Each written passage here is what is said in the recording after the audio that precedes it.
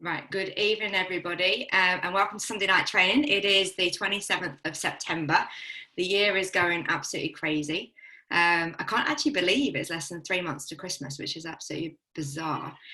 So for those of you who don't know me, my name's Michelle Stevens. I've been in Isogenics since the launch into the UK market. So it was partly mine and Emma's fault that you are all here today, because we came across Zach and Eden on social media 3.5 years ago. They talked to us about launching Isogenics into the UK, and we were part of that. So if you haven't met me before, it's lovely to meet you all. You know, the team's grown at such a rapid rate. So Zach and Eden are in Texas this weekend, house hunting. So they've asked me to do the team training, which I haven't done for a while. And for some bizarre reason, I feel really nervous about it, and I don't know why. So one of the things they've asked me to talk about is that I've had quite a significant increase in enrollments in this year in comparison to my previous 3 years. So I've always been somebody that enrolled and enrolled every single month. And probably a good month for me would be 12 enrollments would be a really, really high month. But other than that, I probably averaged about 7 enrollments a month. That would be, if you looked at the overall year, that's what I would do. And I was quite comfortable with that, if I'm being honest. I've never been a massive enroller, but I've been quite consistent that I would always enroll. I predominantly use social media for my entire business. Anyone that knows me well, I avoid talking to people face to face. It's not something I can't do. I just find my comfort zone is on social media. So about November, December time last year, I had a real kind of, what I would say drought with regards to enrollments. And I wasn't getting the leads. And when I was getting the leads, they weren't getting started. And has anyone ever got in that situation where everyone says no one's got any time, no one's got any money, and then people that have started return and they don't like their products, then team leave? And some of you who are new won't have experienced this, but 100%, not to put you off, everyone will go through this kind of journey on a different level. And I was at one of those stages where I was in what they call negative momentum, I think is the terminology, and you want to be in positive momentum, and I was in negative momentum. So at the same time that no one was enrolling, people were leaving.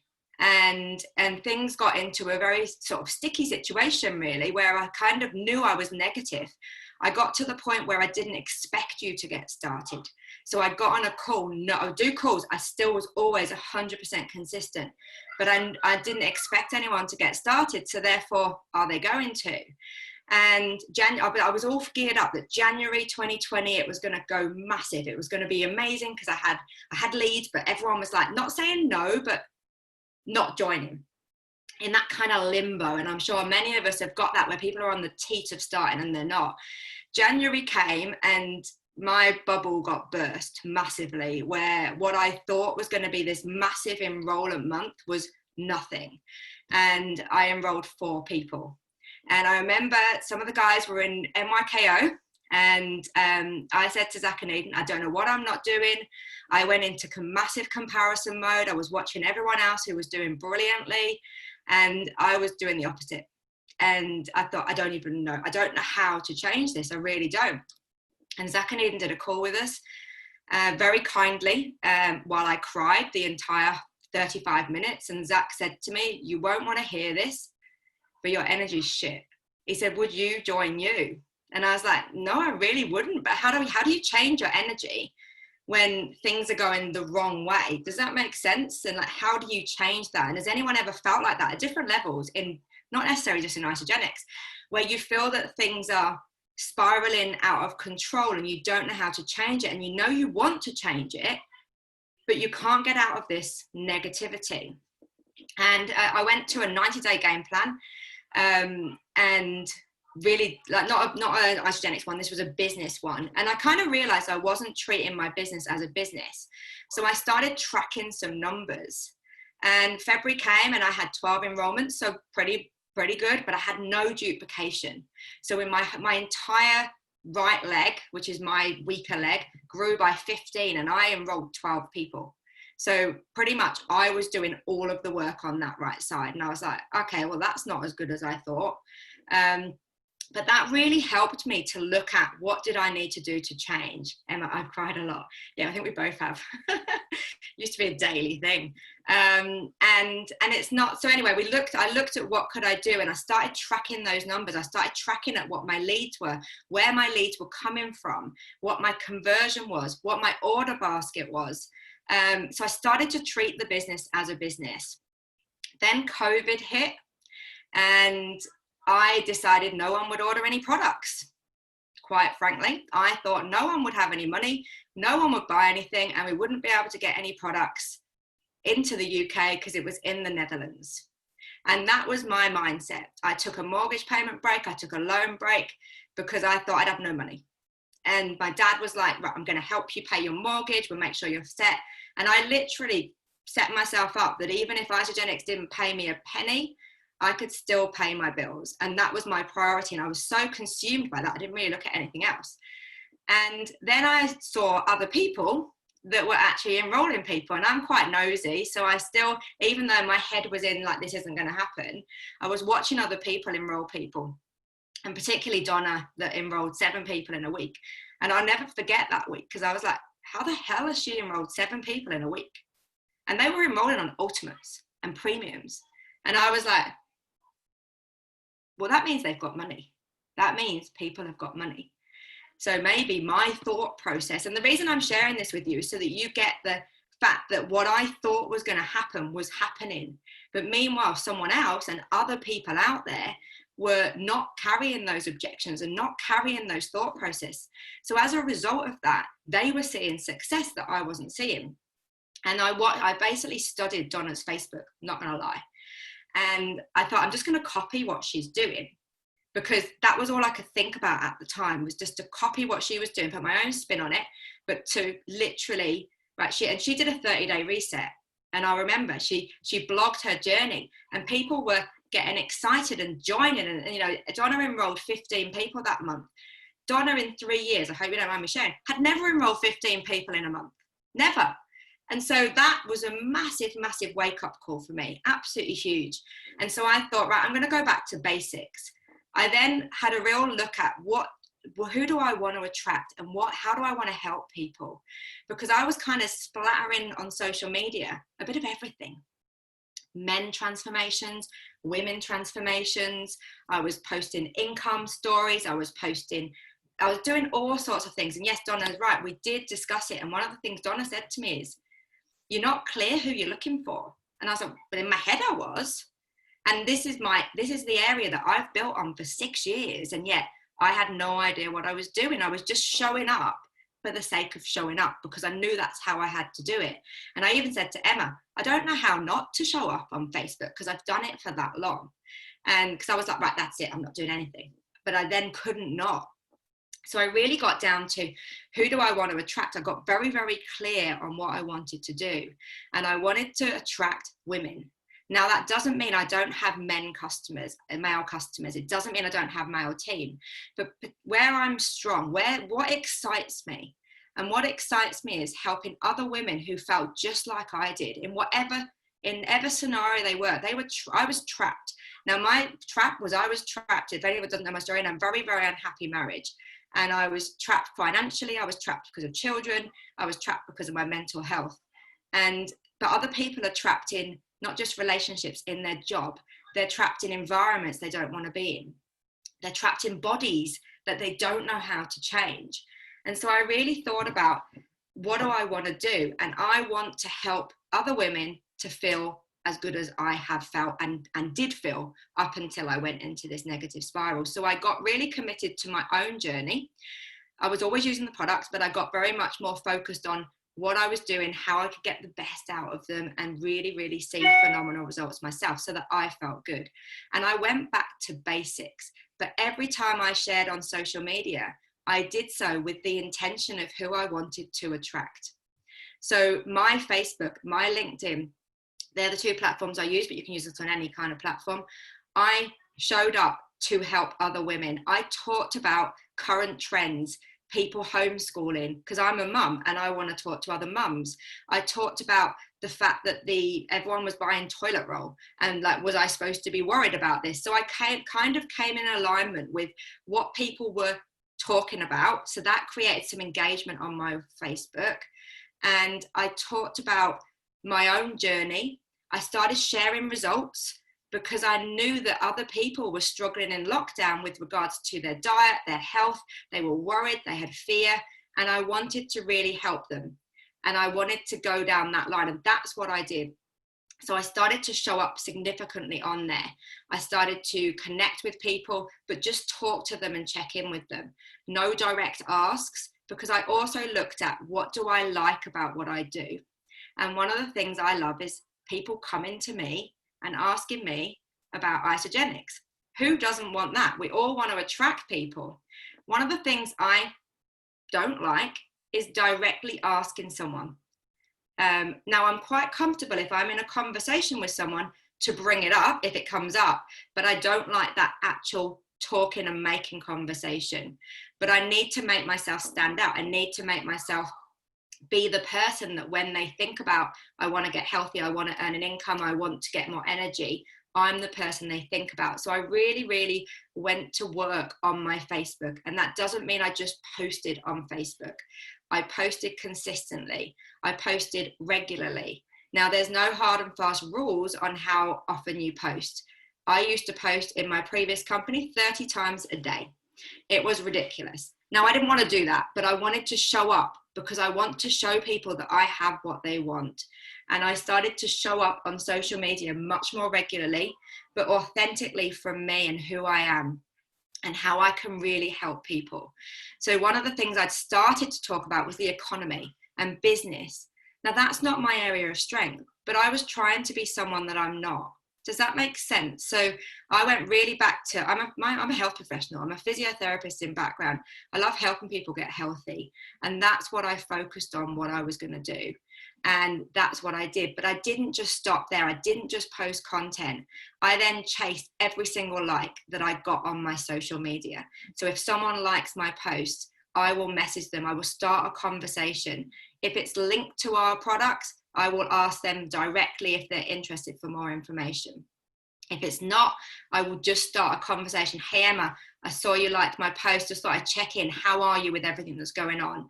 As things have progressed, how's your summer been? Or how are you getting on? Or whatever it might be. I just start a conversation because I want to make myself visible. And next week, when we're doing our academy, one of the things I'm going to be talking about is how you can make yourself visible. So that's going to go into a lot more detail with that. But so I chased my likes, but I also widened my network and I added people, and I then messaged them just saying, hey, Sandra, it's great to connect. How are you? I hope you're well. That was it. But I wanted to make myself visible. I sent birthday messages to say, hey, happy birthday. I hope you're having an amazing day, Sharon. That's it. Because that's going to bring me up on people's newsfeed. The more conversations you're having, the more people will see your post. Now, you've got to post you, and you've got to be you, whoever that is. So I know, for example, Emma loves to work with other men. She gets great success out of helping men become very successful in this business, and her results speak for themselves. That is not me, but that doesn't mean I can't use what Emma does and adapt it to the type of person that I want to work with. And that's where I think I would recommend, what I did was I got very, very in tune with who is my ideal client? Who do I want to help? And every time I posted, I thought about that. How can I help my ideal client? So I want to help women. I want to help mums. They don't have to be a mum, but ideally that's who I am. I want to help women who are not unhappy with the way they look, are lacking energy, are burnt out, are maybe struggling with their sleep. I want to show women that they can become the best version of themselves. But by becoming very, very in tune with who you want to attract, whatever that is, whether you want to lead with the business or the product, it doesn't matter. You've got to do what fits with you and feels in most alignment with you. So if you're someone that's very, very business driven and very business orientated and an entrepreneur, and you started sharing all this health stuff, it might not fit in with your alignment and your values, and your network know who you are. So your network it's different. Whereas for me to start talking about the economy, I was just making it up, really, because I was stealing stuff from other people, because that's not my thing. I don't study economics. I don't watch the news. I'm not really interested, because that kind of thing freaks me out. So I got very much around who do I want to attract? And that's what I'd love you guys to think about is who is your ideal client? Really, really home in on what their age is, what their sex is. Are they have children? Are they married? What are their hobbies? Where do they hang out? Where do they, what do they love to do? Are they people that love going on holiday and traveling? Do they love to go to the gym? What are those things that they like to do? Does that make sense? And but then you've got to, if you're using social media, which is all I do, you've got to work your social media. You can't just post and expect people to come to you. Some will, but you have to be working it so that you show up and you're visible so that they are the person that they think of when they want to achieve whatever it is you've got that you can offer them. And it's sometimes very difficult for us to really home in on that, because you start to think, well, what if the best team member I could get is actually a 25-year-old male? And I'm talking all about women. And you have to really trust the process that if you home in on your niche and your client, the right people will show up for you. And it's no coincidence that 95% of my clients and my team are women that are in their 30s and 40s. Most of them are mums. Quite a few are single mums. There's no coincidence in that. But I do also have a couple of very good team members who are males who still showed up, even though I'm sharing that kind of thing. So I took a long time to do that because I didn't want to put anyone off. But in the world where Facebook and LinkedIn and Instagram is very, very noisy, you need to stand out. You need to be the person that is different from all the sales posts that you see on there, because everyone is trying to sell something on social media. 95% of the time you go on your feeds and you see things and you see what people are doing. Are there any questions on that? So I created more leads, but I had so much certainty that I knew who I was looking for, that the people that showed up, my conversion went from leads from 30% to 95%. So when I do a business call with someone about product, 95% of my calls get started. The odd person doesn't, and I expect them to get started, and that's because they're exactly who I'm wanting to look for. So I know I've got the solution. Whereas if you're just posting, and a lot of you post and you might copy some of my posts, and there's nothing wrong with that, but you're not me.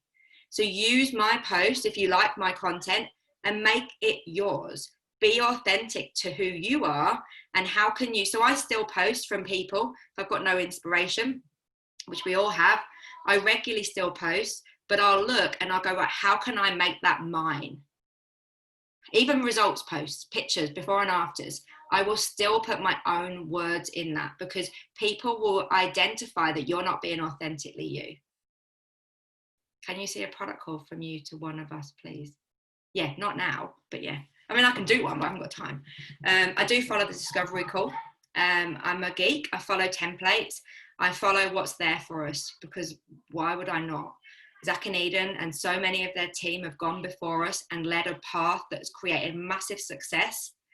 So who am I to say my way is better? Because it's not. And I, from day one, have absorbed what they've done. I've added my own personal flair to it because it's got to come from me. And that's the same thing. You use the templates, but make them your own so that it feels authentic to you. The other thing I did, which is very, very important, is I doubled down on my personal development and my morning routine. So I was somebody that 3 years ago wasn't grateful for anything, was that negative in my life that I couldn't see gratitude in any area of my life. I remember Zach saying, are you grateful for your children? No, I want to kill them most of the time. What about your house? Yeah, it's messy. I don't like it. What about your husband? He didn't know I didn't like him at the time. No, I don't like him either. And it was literally like everything. I was in such a dark place that I didn't. And so I started doing gratitude, but I never really believed the gratitude. I never really believed the affirmation. So I would say, I'm beautiful. And then the little voice in my head would say, but you've got a spot on your face. Well, actually, you could do with losing a few pounds. Well, actually, you're looking a bit old now. They were the things that are going around that we all have. We all have that little voice in our head. And I started to do my affirmations 5-6 times a day because I did not believe them. Now, if you're someone that's really in tune with personal development, fantastic.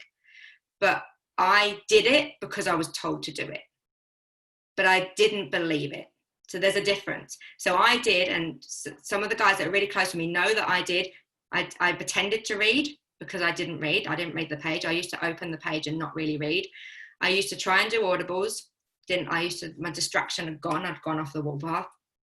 I have a very low attention span when I'm listening, unless I can physically see you. We can have a conversation, but if I'm listening and there's nothing to see, my mind wanders.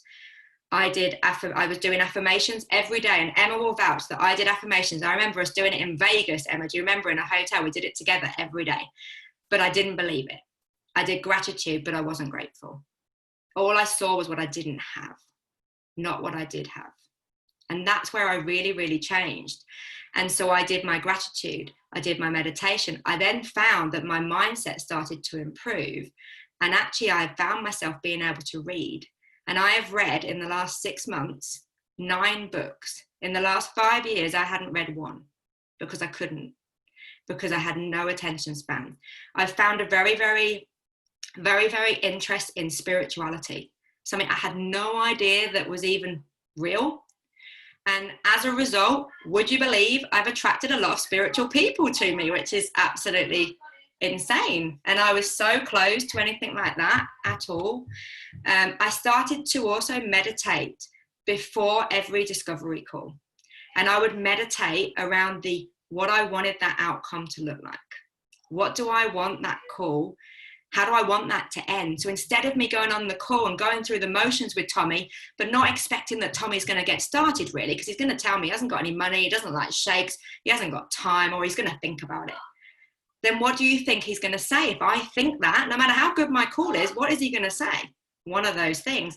And that fed my story. Well, of course he said that. I knew he'd say that. So I started flipping it. What do I want that call to look like? 30 seconds, close my eyes, done it before this call today. I'll do it all the time, 30 seconds. What do I want this to come out like? So I would look and I would say, well, I'm going to speak to Donna, and I'm going to help Donna get started. And she's going to be really excited to get started on one of our packages. And I can't wait to share with her because I know she's going to love it. Do you think that there's any coincidence? And I still do that before every call. It takes 30 seconds. I prepare myself for a call. If you're presenting on stage, you don't just walk on stage. If you're delivering a teach, you don't just walk up to it and start doing it. You prepare. So why would we not prepare for a discovery call? Or even if you're posting some content, prepare for that content that you're going to post on. Think about what you want that outcome to look like, and then share what your message that you want to get across. I used to just post. I used to just turn up for the call. I might be screaming at the kids 1 minute and then on a call thinking I'm being great because I could talk the talk, but my energy was so poor, and I just didn't see it because I was that far down. I couldn't see the wood between the trees. Is that the right saying? And so I visualized that. Do you think it's any coincidence that now 9 out of 10 of my calls get started? And so actually, by me making these small tweaks, but quite large transitions, that has led to me doing less discovery calls. I generate less leads, but more of them convert. I've now got more spare time than I've ever had in 7 years in network marketing. But yet my business is at the best it's ever been. Residually, this month, today, we've ended September, I think, I have done the same average weekly cycles in September that I did the entire month of January. And every month my cycles have gone up and up and up. And that's the residual. And as a result, I'm enrolling like, I don't even know. And Zach's like, you're like an enrolling machine. You must be knackered. I'm not, because I'm attracting the right people and it's easy. Does that make sense? And so I've enrolled. Apparently I'm the #1 enroller in the UK. I didn't know that, but Charlene told me that the other day. And I've enrolled 24 people this month. I want to get to 30. That's my goal. But 25 will beat my highest month. In May, I enrolled 24 as well. But I'm predominantly leading with the product. Now, that doesn't mean that it's wrong to lead with the business. It's not. You do what is the best for you. and fit, and where your strengths are. What excites you? What is it that lights you up? And that's what lights me up. So now my energy is ridiculous compared to what it was. And people just fall out of the sky. People just turn up and they literally say, I'm interested. And then they've enrolled. Like last weekend, I had 2 enrollments up until Friday. And on Saturday and Sunday, I did another 4 enrollments. These people were brand new leads, brand new, that turned up, got on a call, got started. And so my belief in myself has gone through the roof. My belief in what we can offer, because I've had phenomenal results. I was told on Friday, I've been asked to speak at the Ice of Body thing next time, that I have the most people on the Ice of Body challenge. I never enrolled anyone on the Ice of Body challenge before, because I wasn't thinking in the same way that I am now. And I expect people to reorder. I expect people to continue on our journey. And I have that much posture that 70% do. So I've kind of gone on somewhat, but does anyone have any questions? And has that been useful? Does that give you something to do? I don't even know if it does. Let me read. Yes, the best. I'm sure it wasn't the best. I'm no Zach. Your clarity and energy is so good. You know where you're going. Love it. Yeah, that Kelly, you really helped me on Friday to say that, because I didn't realize how clear I was. And you said, what I did a call with Kelly the other day, and she said, what's given me so much, what I can get from what you're saying is you've got so much certainty and clarity about where you're going. And I never had that before. I was kind of looking for that shiny coin. Have you ever chased something, the secret formula? There must be something that Michael's doing that I don't know. There must be something that Kelly's doing that no one told me. How is Emma doing X amount of cycles? Emma, what are you doing? And it's really interesting, because I know we all think like that, because as I've been shared as being the top enroller in the team each week, people are messaging me, what are you doing? What are you doing? So I know we all do it, because we're looking for that secret formula. But actually what I've done, and I didn't realize I'd done it until I've spoken about it over the last week with a few people and really talked to Zach about, because I didn't know what I was doing differently, as to actually, yeah, I've really honed in on who I'm looking for, how I want to help them. I'm really confident that when I get you started as a customer, I can help you share and build a business, if that's what you want to do. And if it's not, that's okay too. And I'm also really, really believe in what I'm doing, which I did, because I've been in it 3.5 years, but I lost my way a little bit. And I'm someone that's very open to share that in the situation that I'm in. And, you know, and it was hard. I'm not going to lie, it wasn't hard. But how amazing is it to share that sort of backstory of where you were to where I am now? And hopefully that could maybe help some of you guys to maybe have a think about what you're doing. So my going away advice would be, look at your personal development. Do you have one? Do you have a routine? If you don't, get one. It could be very simple, like three reasons to be grateful every day. That's it. Start with that, or read 10 pages of a book. I now meditate twice a day. I spend more time on personal development now than I do in the business. So really, really hone in on that. If you've got no time because you're working a full-time job, make time.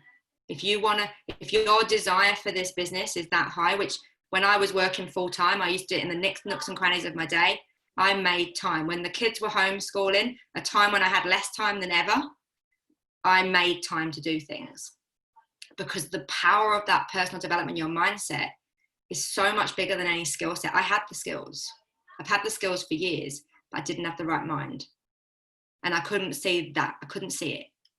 So if that can give you anything, work on your mindset. There's Zach's done a training a while back that we'll be able to find that was talking about a morning routine, taking your phone out of your bedroom. I still have my phone in my bedroom. I hold my hand up to that. Sorry, Zach, if you're watching.